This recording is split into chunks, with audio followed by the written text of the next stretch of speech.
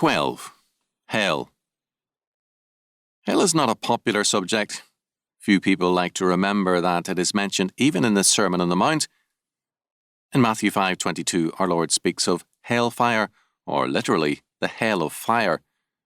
What does hell mean? There are several references to hell by our Lord in the Gospels, and one by James 3:6. The word translated as hell is Gehenna, the Greek form of the Hebrew Gehinnom, or the Valley of Hinnom.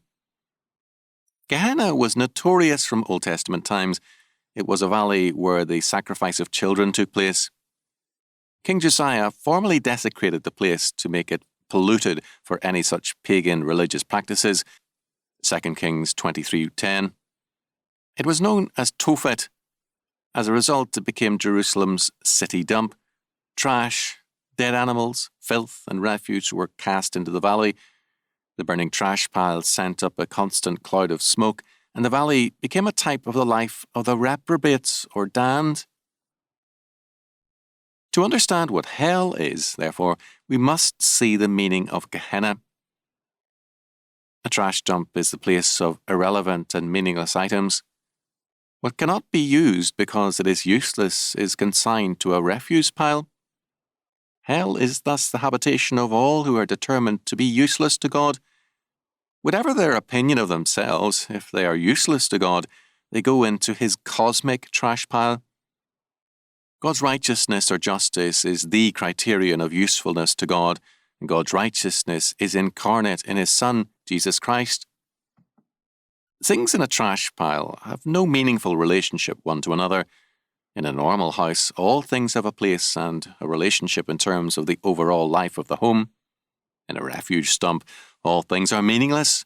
They are discarded because they are useless and meaningless. There is no common meaning, nor any meaning.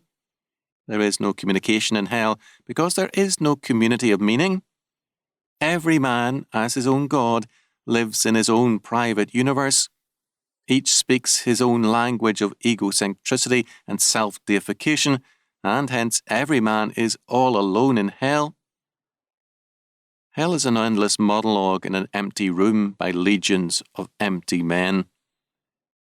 Our Lord speaks of the hell of fire. Fire burns and consumes. The Valley of Hinnom was a place of corruption, worms, rats, and fire. Each of these in its own way meant the destruction of trash. The inhabitants of hell are in the heaven of their own choosing. Each is his own God and universe. For them, there are none now to contradict their will, but they can say eternally, "My will be done." No fire, however, burns more bitterly than the fires of guilt and egocentricity.